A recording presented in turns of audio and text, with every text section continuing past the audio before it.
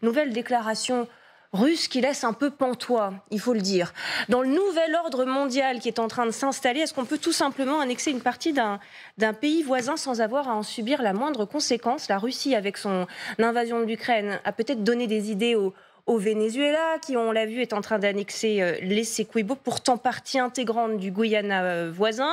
Et en retour, eh bien, le Venezuela, manifestement, donne des idées aux Russes, qui s'en inspire. Un député russe, plus précisément, Sergueï Mironov, qui pense que son pays devrait tout simplement reprendre l'Alaska aux Américains. Alors, l'Alaska, vous l'ignorez peut-être, appartenait à la Russie, vendue aux États-Unis au 19e siècle pour 7,2 millions de dollars à l'époque. Ça fait à peu près 150 millions de dollars d'aujourd'hui. Petite somme. Donc, voilà ce qu'il dit ce Sergueï Mironov.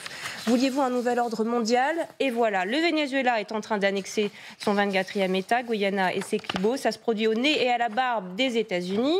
Et voilà ce qu'il poursuit. Il ne reste plus qu'au Mexique de reprendre le Texas et le reste des territoires. Il est temps pour les Américains de penser à leur avenir et aussi à l'Alaska. C'est pas la première fois qu'un député russe fait ce type de suggestion, bien sûr. Pas du tout, oui. C'est une phrase qui traîne, qui peut paraître délirante, parce que petit 1, elle l'est, mais petit 2, elle est surtout le symbole et le symptôme de ce qu'il y a dans cette matrice politique de ce pouvoir. Et on a de cesse que de le répéter, ils ne s'arrêteront pas à l'Ukraine. Et c'est pour ça qu'il faut les arrêter maintenant.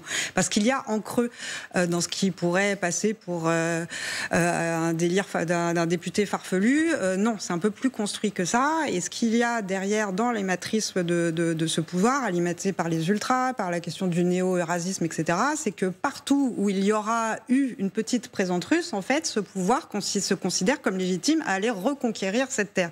Ça, dans la logique de reconquête, donc ça concerne en premier lieu ceux qui ont le plus peur en ce moment, c'est quand même les Polonais, les Baltes, les Moldaves et les Roumains, après les Ukrainiens bien évidemment, mais il y a aussi tout ça, c'est vraiment cette histoire d'Alaska, c'est vraiment le symptôme, l'acmé ubuesque de cette logique. Oui, alors, de logique. Vous dites ubuesque parce que quand même on imagine difficilement la Russie tenter de reprendre l'Alaska. Mais il faut pas sous-estimer l'univers parallèle dans lequel vivent ces gens-là. Et c'est là où on parle où Aline a raison, c'est un symptôme. C'est-à-dire dans le délire d'omnipuissance de la Russie.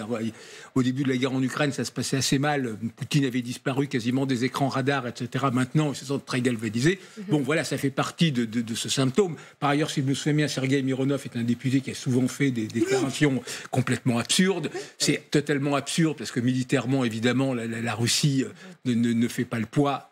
En revanche, il y a un risque réel, à commencer par les pays baltes, dont la Russie remet en cause juridiquement, un certain nombre de cours l'ont fait, la déclaration d'indépendance. Il ne faut pas le prendre tant à la légère que ça. Voilà. C'est ça que c'est le symptôme d'une espèce de délire d'omnipuissance revanchiste.